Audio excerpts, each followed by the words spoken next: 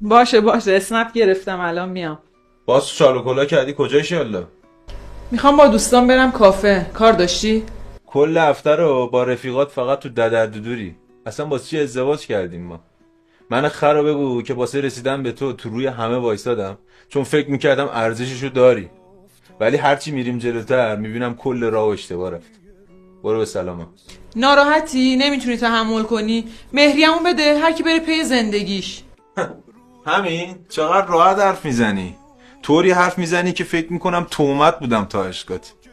باشه از همون کافه برو خونه بابات، دادگاه میبینمت. من حاضرم کل دار و ندارم هم بدم، ولی یه شب کنار کسی نباشم که عشق و بلد نیست. بی‌معرفت یه جوری حال این دل دیوونه بعد تو بده که با تموم آدم و با خودش به هم زده.